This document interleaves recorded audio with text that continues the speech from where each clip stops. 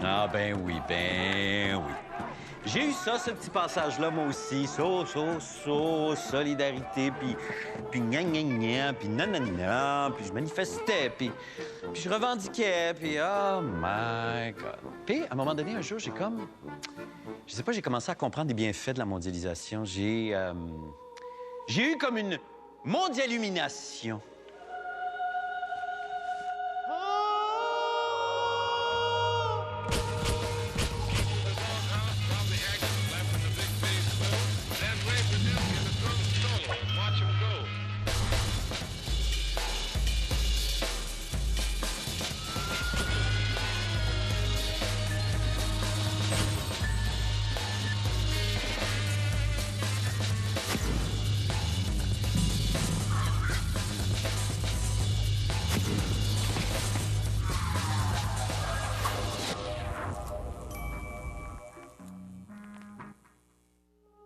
Tous sous-traitent avec l'étranger, du château à Mex, en passant par Simons, Gap et tant d'autres. Seuls quelques têtus s'obstinent alors qu'ils pourraient faire tellement plus de profit. C'est donc touché par la mondialumination que j'ai voulu partager ma ferveur mondialiste avec une entreprise québécoise potentiellement stupide qui n'avait pas encore compris. Bonjour Martin, je regardais vos t-shirts qui sont donc faits ici à Montréal, c'est ça? Entièrement fait ici. Vous avez combien d'employés? On a à peu près 10 employés directs et une ouais? vingtaine indirects. Ça veut dire que toi, si tu voulais, tu pourrais faire ce T-shirt-là ailleurs, à l'étranger, que ce soit au Mexique ou en Chine, puis tout ça pour beaucoup moins cher que ça. Pour beaucoup moins cher. Ah oui? Tu me permets-tu de faire l'expérience de partir avec un T-shirt ou deux T-shirts, puis d'aller voir, par exemple, parce que les productions Virage me payent un voyage au Mexique? Oh, mon chanceux. D'aller voir dans une maquiladora, par exemple, combien ça pourrait, à combien ça pourrait te revenir, par exemple, de commander tes T-shirts, les faire là-bas, puis voir si ça serait avantageux pour toi, puis avantageux pour le consommateur, par exemple. Ça serait un exercice assez amusant, oui. OK. Est-ce que tu veux me donner 2 échantillons, par exemple, avec lesquels je pourrais partir? Bien, je vais te donner notre plus gros vendeur au niveau femmes et hommes, comme ça, tu vas pouvoir faire... Parfait. Ça pourrait être allé. Tiens, parfait. un petit gris Un petit gris comme ça. Et voilà. OK. Et voilà, qu'avec ça, mais je te garantis, tu vas avoir de la misère à avoir la même qualité au niveau du tissu. Ah oui, OK, mais... Ça, c'est sûr. OK, d'accord. Mais au moins, on peut aller voir la coupe s'ils sont capables de reproduire ça. Là, ce que tu as de me dire, c'est que tu vas aller faire dupliquer mes chandails ailleurs. Exactement. Merci. Ils vont peut-être se retrouver chez, je sais pas, Walmart l'année prochaine, puis t'es bien fin de te prêter à l'expérience, mon cher. Plaisir, mon cher. On se revoit la semaine prochaine. OK. Checkera mon bronzage. Bye-bye. OK, merci. Chanceux. Oh! I'm gonna be a sexy dude. Mais un voyage au Mexique, ça se prépare. Alors, en piste. Étape numéro 1. Avec en main les chiffres de nos amis de Blank, nous procédons à une demande de sous-traitance avec la délégation commerciale du Mexique. Remplir un simple formulaire suffit. Étape numéro 2. Nous recevons une liste d'usines mexicaines, Maquiladoras, qui seraient en mesure de fabriquer les T-shirts de Blank. Nous en choisissons 2 au hasard, et ce sera Mérida, dans l'état du Yucatan, à quelques 300 km de Cancun-sur-Mer. Étape numéro 3. Nous appelons les 2 usines qui, après quelques discussions techniques, acceptent de copier les T-shirts de Blank et nous envoyer des échantillons test pour nous convaincre. Hola, Mary. Étape numéro 4. En attendant nos précieux T-shirts mondialistes, nous en profitons pour nous familiariser avec la culture mexicaine. Étape numéro 5, sublime! Nous recevons nos précieux colis. Parfait! Les échantillons sont là. Nous sommes prêts à aller un peu plus loin, rencontrer nos sous-traitants mexicains et dealer un peu plus ferme pour obtenir le meilleur prix possible. Après tout, c'est le but de l'exercice. Muy bien. Mais avant de partir, dégustons un thé vert en compagnie de Pierre-Yves Gay. Pour qui, zone franche et mondialisation, les 2 mamelles du capitalisme n'ont plus de secret depuis longtemps. On a une planète qui, au plan économique, est divisée en 2. Ouais. On a une moitié qui fabrique les biens qu'elle ne peut pas elle-même se procurer. Et ces biens-là sont destinés à être vendus à l'autre moitié qui a encore assez d'argent, elle, pour se les procurer. Alors, la moitié de la planète produit, l'autre moitié de la planète consomme. Est-ce que les zones franches ont accéléré le processus de la mondialisation? En langage un peu savant, je dirais que les zones franches, c'est l'expression urbaine, c'est l'expression physique de la mondialisation. OK. C'est comme ça que ça se voit sur le territoire.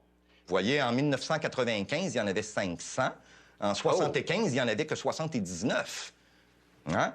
Alors ça veut dire qu'en 30 ans, on est passé de 79 zones franches à 5000. À Singapour, par exemple, j'ai lu qu'on importait des travailleuses de la Malaisie Et lorsque ces Malaisiennes arrivent à Singapour pour pouvoir occuper leur emploi, elles doivent accepter d'être stérilisées. Elles doivent signer une lettre de démission à l'avance au cas où l'employeur déciderait de les congédier. On les paie des salaires de crève fin, là, entre 1 et 5 $ par jour environ dans les zones franches du tiers-monde.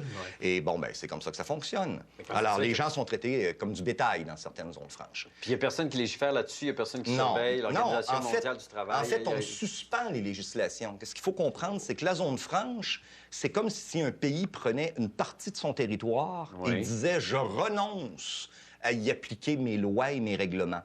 Je donne ce territoire au marché mondial, que les multinationales en fassent ce qu'elles souhaitent. »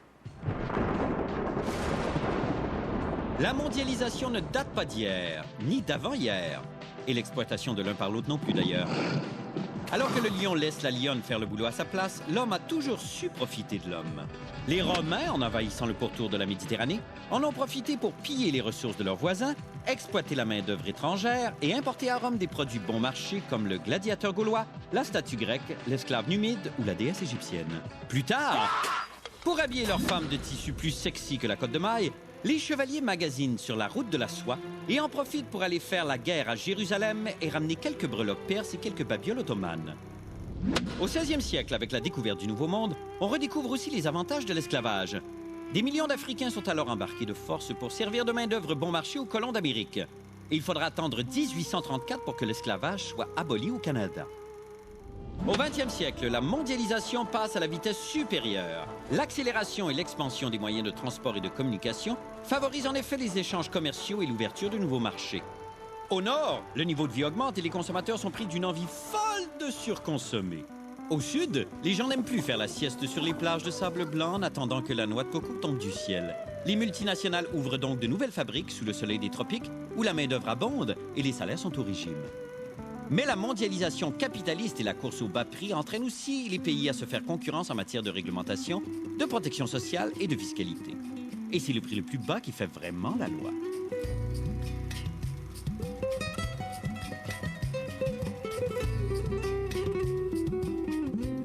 Étape 28, nous mettons des paires de bobettes propres dans nos valises et nous décollons vers les terres chaudes et bons marchés du Mexique. On se retrouve après la pause pour la visite officielle chez l'un de nos sous-traitants mexicains. Par les prix, livraison et tant qu'à y être, voir où et comment seraient produits les t-shirts de Blank. Coût réel d'un t-shirt fait au Honduras, 50 cents. La marge que se prend le sous-traitant, $1. Le prix affiché dans le magasin, 25 $. Le bonheur du PDG de la compagnie de vous fourrer en faisant 800% de profit, ça n'a pas de prix. Il y a des choses qui ne s'achètent pas. Et pour tout le reste des bienfaits de la mondialisation et des économies que vous ne ferez pas, il y a Mastermard. Mastermard, accepté partout où la mondialisation se présente. OK, Bernardo. Vamos a visitar la maquiladora. C'est dans la partie industrielle de la ville de Mérida que nous avons rendez-vous avec l'une des 2 usines que nous avons sélectionnées. Une petite visite d'investisseurs pour parler prix, livraison et voir comment seraient produits les t-shirts de Blank. Bien qu'il y ait une diminution du nombre de ces usines depuis le 11 septembre 2001, les plus grosses d'entre elles sont toujours présentes, employant entre 2000 et 3000 personnes chacune. Buenos dias. Hi. Nice to meet you. Nice to meet you. We received the t-shirts. Okay. They were nice. Well done. Very well. You even put the label, no? Blank. Well, Marta did it. Marta in the design center did it. Okay, at the design center. Yeah, it was perfect. It was like So yeah, the price. Copies. Yeah. Uh-oh. Mexico, you know. Oh, what does that mean? And how many people are working here In today? this factory, we have around 300 people. 300 people. 300 people. We have a lot more labor availability in the town because it's a village which is 15,000 people. We're the only employer, basically. Oh yeah? There, yeah, the only factory. Okay.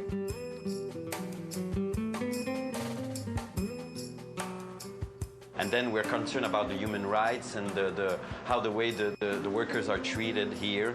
We want to be real assured that everything is right done, human rights are respected, and this is very important for us. What is the AAFMA? Yeah, This American is the- Apparel and Footwear Manufacturers Association. Oh yeah. Yes. and that means we comply with every labor law, every human rights law. We have auditors that come in once a year. They interview the employees to make sure that they're being treated right. Is it possible to speak to her for 2 seconds? Yeah, it doesn't disturb. Hola. Hola, how are you? You like your job? Is it going well? Yeah? I'm always thinking about the workers, for instance. When you don't need all those people, how do you manage with them? It's very stable. Oh, yeah? Very stable throughout the year. Yes. Okay, so you keep them with you, or... No, they're yeah. And the labor laws here in Mexico are very strict. I mean, once somebody works for you 30 days, then you have to pay huge compensation. Okay. Is there an organization, a syndicate or something here? A union? In this factory, Yeah. yes. In the Campeche factory, no. Okay. And they're very powerful and they're very... They're very easy to get along with here. They're not easy to No, They are very easy. get along with. Yeah. Okay. En 1994, le Canada, les États-Unis et le Mexique lancent l'accord de libre-échange nord-américain et forment la plus vaste zone de libre-échange du monde. L'une des résolutions de l'ALENA est de créer de nouvelles possibilités d'emploi et d'améliorer les conditions de travail et le niveau de vie sur leur territoire respectif. You like it, Mark? Oui, c'est bien, c'est propre. Je pense que Martin aimerait bien. Si... faudrait qu'il vienne faire un tour, là. Si en même temps, je dis, ça va être dur de le convaincre de ne pas faire québécois. Socorro Chablé est avocate en droit du travail. Elle défend les gens à l'emploi des maquiladoras et ceux dont les droits ont été bafoués. Son travail, rencontrer et recevoir les plaintes des travailleuses. Por un lado, no negamos la importancia de las maquiladoras en lugares donde se carece de fuentes de empleo, pero por el otro, se han valido mucho en ese sentido las maquiladoras para saber que siendo necesarias se sientan con esta facilidad de violar los derechos laborales. Trabajaba en Monty, me dieron de baja hace un año, me dieron de baja porque se enfermó mi bebé. Y yo pedí un permiso para que yo vaya a ver mi bebé porque se me ingresó en el hospital. Y como me correspondía 4 días de vacaciones, yo lo pedí. Y me habían dicho que sí se me iba a dar. Y cuando me dieron que yo me presente en la empresa, lo primero que me dijeron que ya he sido despedida. Y me dijeron que ya no voy a regresar a trabajar y que yo firma mi renuncia. Le dije, yo no, le digo, porque yo no sé ni leer ni escribir, voy a hablar a una de mis hermanas para que ellos vean lo que voy a escribir. Y me dijeron, no, de acá no vas a salir, me dijo, hasta que tú firmes. Y yo, mi preocupación era mi bebé, porque tenía yo mi bebé allá solo, nadie me lo cuidaba, solo se lo dejé a una enfermera y yo lo que agarré fue firmar el papel, porque me estaban presionando. It's still like this. How come there's no syndication? There's no people who are checking the laws? El sindicato es blanco. El sindicato es más bien de la empresa que de los obreros. Has it changed a lot in the past 10 years, or? Well, we had customers come and go. We had more factories 10 years ago because of the NAFTA boom. But we've been able to find stable customers and keeping business going along. Digamos que se está compitiendo la industria dentro de los países asiáticos como China, pero también Centroamérica está ocupando ahorita un lugar importante y competitivo en la industria. Y esto está influyendo en los cierres, aunque en los últimos años sí tiene mucho que ver con haber liberado las cuotas del acuerdo multifibras, en donde China ya puede tener una mayor exportación hacia Estados Unidos, que es el principal cliente incluso de México en este caso, ¿no? Y eso hace que China y México sí estén compitiendo y que muchas maquiladoras se vayan a China.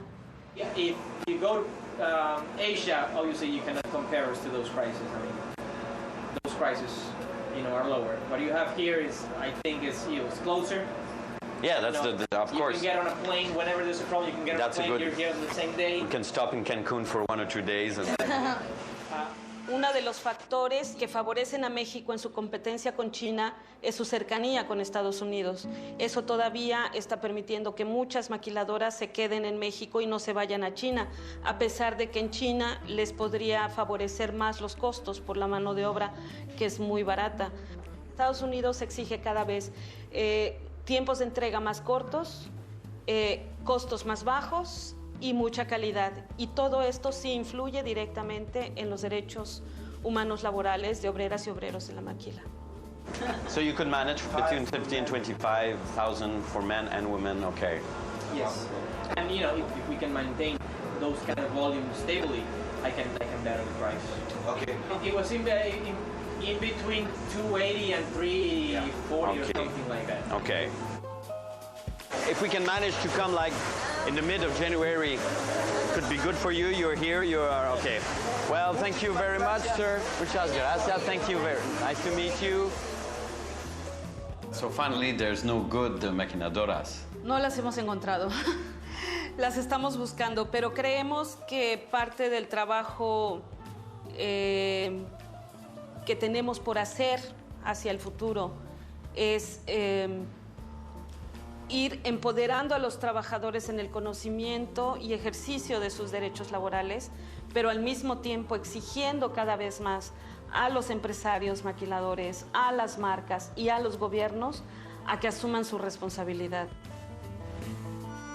On dit que le fossé entre les pays riches et les pays pauvres se creuse de plus en plus. Illustrons notre propos par de petits bonhommes full clichés.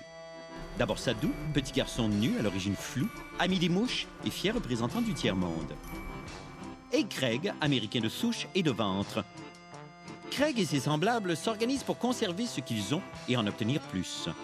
Ainsi, Craig annonce ses couleurs et commence avec le Fonds monétaire international et la Banque mondiale afin d'organiser le pouvoir économique planétaire. Puis, l'Organisation mondiale du commerce. Les deux premiers prêtent beaucoup d'argent aux pays en développement. Mais Joker, quand on leur demande de rembourser, après avoir mis leurs économies en faillite, ces pays ne sont évidemment pas en mesure de le faire.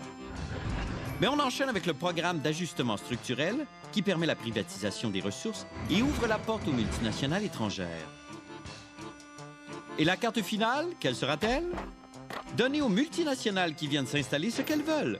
Un endroit sans impôts où la main-d'œuvre abonde et les salaires sont ridicules, avec les zones franches. Résultat de ces jeux d'accords et de programmes censés gérer l'économie mondiale, sur les 275 plus grandes entreprises états-uniennes, 82 n'ont payé aucun impôt ou ont bénéficié d'un remboursement d'impôts entre 2001 et 2003. Oh, Sadou a tout perdu. Et Craig qui a encore le goût de jouer. Mais de cette belle histoire, quelle est la morale à retenir? Ben que, justement, il n'y en a plus. Allô, Poussin? Oui, c'est moi, j'ai une petite surprise pour toi, je te la passe. Pusino, me va bien. Trabajo 12 horas. Nunca me quejo. Trabajo rápido. Voy al baño cada 4 horas voy al baño. Y siempre huelo a coco. Puis il coûte 2 fois moins cher que toi, pense-y.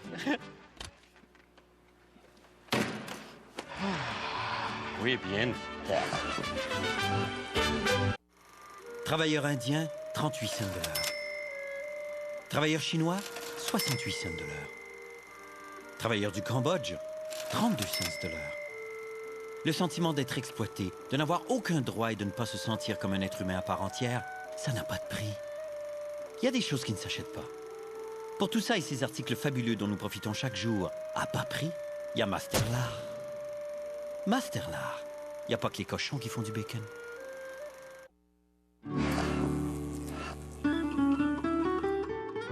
Allô, Poupou?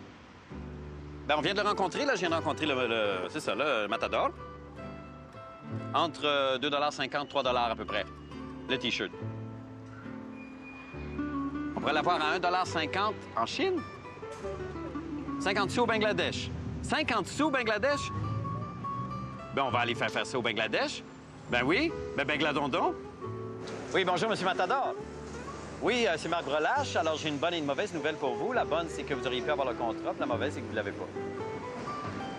Ben non, on a trouvé moins cher ailleurs, au Bangladesh ou en Chine, là, je ne sais pas encore. Alors oui, je sais, c'est une mauvaise nouvelle pour vous. Vous travaillez en mexicain, je suis vraiment désolé. Oui, mais moi, je préfère une bonne nouvelle corporative à une mauvaise nouvelle mexicaine. C'est ça. Ciao, ciao. Merci quand même. Bye. Martin, c'est Marc. Tu me vois pas, là, mais j'arrive avec les 2 échantillons. Donc, Ben, premièrement, je vois qu'ils ont totalement dupliqué nos chandails. Ils ont même dupliqué l'étiquette. Sinon, le tissu, c'est très bien, avec une bonne élasticité, une bonne mémoire, mais un peu moins que la nôtre. Bon, la finition, c'est ça, on pourrait revoir un peu au niveau de la finition. Le tissu dépasse après la couture.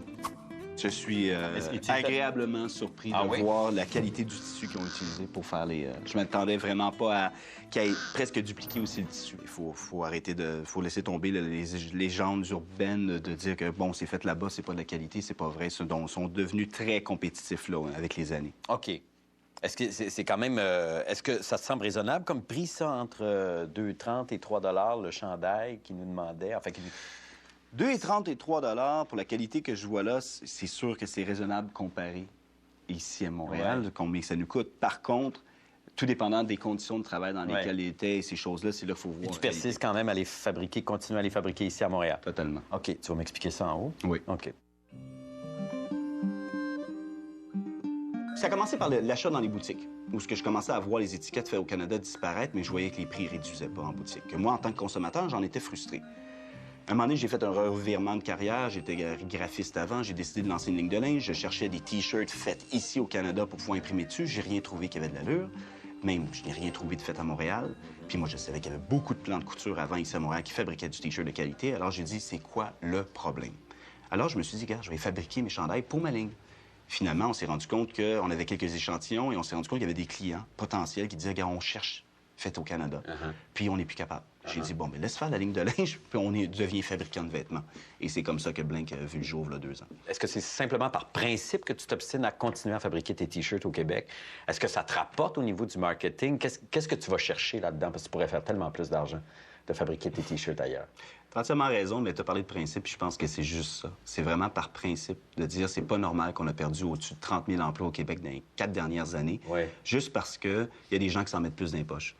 C'est une question de respect, je crois, du consommateur, de dire, regarde, avant, tu payais tant pour une chemise dans une boutique, elle était faite à Montréal. Maintenant, tu payes le même prix, elle est faite en Chine. Il y a quelqu'un qui fait 800 % de profit à quelque part, puis je trouve pas ça correct. Tu fais quoi de profit de moins par rapport à si tu faisais faire tes T-shirts ailleurs, par exemple? Est-ce que tu fais la moitié moins de profit? Ça dépend. Avec le Mexique, je ferais peut-être à peu près ça, moitié moins de profit. Ah oui. Mais avec la Chine, par contre, ça pourrait être 4 fois moins de profit. Ah oui. C'est sûr et certain. Mais, je veux dire, s'habiller complètement au Québec, on a l'impression que ça serait... Et être chaussé complètement au Québec, on a l'impression que ça se pourrait pas, puis que ça serait pas possible. Le problème, c'est que si tout le monde dit ça, comme le discours du gouvernement en ce moment semble dire qu'il n'y en a plus de textile au Québec. Et si tout le monde dit ça, c'est sûr que, bon, on jette la serviette, puis c'est tout. Il n'y en a plus. Oui. Mais ça prend une couple de combattants un petit peu qui vont dire non, c'est pas vrai.